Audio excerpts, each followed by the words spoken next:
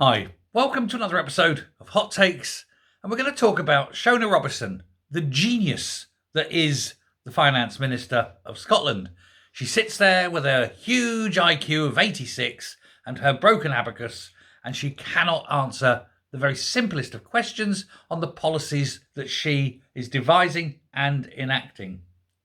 Because, well, she's got an IQ of 86, like I say. She was asked how many pensioners will lose out from the cutting of the winter fuel allowance in Scotland. And she ummed and she ahed and she looked like a rabbit in the headlights before saying, "I'm sorry, I don't have those numbers to hand."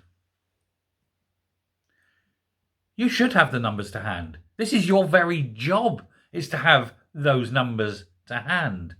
You've announced a policy that will affect tens of thousands, if not hundreds of thousands of people. And you must know you're going to be questioned on this. Surely anyone who had any basic understanding of their job or of what they were doing would have those numbers to hand. Maybe, go, "Oh, I've got the note of that here." Say, because maybe you are carrying a lot of information. Maybe you can't remember the exact number, but you say, "But yes, I knew I'd be asked this. I brought my notebook. Let me just check." Flick, click, click. Yes, it will be 900,000 or whatever it is. I've just invented a number there. But, this is just basic doing your job. Surely, if you're enacting a very controversial, very well publicised policy that people are really unhappy with, you surely know you're going to get questioned about this. And the fact that she wasn't prepared for it, didn't know, didn't have the numbers, shows how absolutely useless she is in her job. And it is no wonder Scotland is in the parlous state it is when you get a woman like that running finance and the economy. It's unbelievable that she's been allowed to do this job when it is clear to the blindest of people that she is way out of her depth and struggling to do even the basics of it. It's like taking on an office junior and getting them to sit in the financial director's chair and make decisions. Well, it's probably worse. The office junior's probably got an average IQ. This one hasn't. She's got the IQ of a bath sponge. Anyway, we've got a quick one here. She said she's been unable to say how many Scots will miss out as a result of her policies of, impoverishing pensioners. She said she doesn't have that number to hand when quizzed on BBC Good Morning Scotland. So she's going on to the show. She's going on there. Fucking hell. I mean, honestly, I don't get it. Robison said she wants the UK to continue to deliver the payment this winter before Social Security Scotland takes control next year. Let me just correct her on that one. She takes control September this year. Not next year.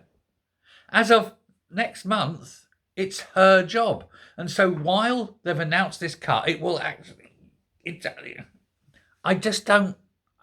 She doesn't even know when she's taking control of these benefits. These benefits are going to be run by her 1st of September this year. Not random magically some point next year. Please, somebody in the SNP, put your hand on her shoulders, lead her away and say, come on, it's time to go, Shona. Let's go and put you in that mental institution where you think that you're capable of doing anything. And they'll give you some colouring books, and you try and keep it inside the lines this time, darling, because that's all she's fit for. Oh, my God. Anyway, it comes after the Scottish Government announced yesterday that this benefit would be going in line with the Westminster one. But, of course, it's their policy. They don't have to do it. They can afford to keep it. Sure, you might have to cut the free buses for kids or something. But, that's no great loss, is it? They're young. They can walk, buy a bike, get a scooter. Who knows? Maybe stop sending Angus Robison around the world. I don't know, close an embassy or two. Stop culling the old. That's the secret of it. She said, it's not a decision we took lightly. It's a decision that we would not have wanted to make. You did take it lightly. You did want to make it. You wanted to make it because you made it. You had other options. Don't bullshit people with, oh, we had no choice, when everybody knows, yes, you did. You completely had a choice. But you've made the choice to screw old people, to make old people die of hypothermia, to make them choose between heat or eat. Shall I put the wee fire on 1 bar for half an hour, or shall I have a little tin of beans?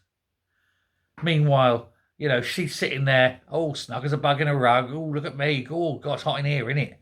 And she's quaffing down her quail sandwiches. Meanwhile, old Edna down the road, well, she'll be carried out by an ambulance driver, feet first, blue, dead, because she couldn't afford to put the heater on. Shona Robison killed her.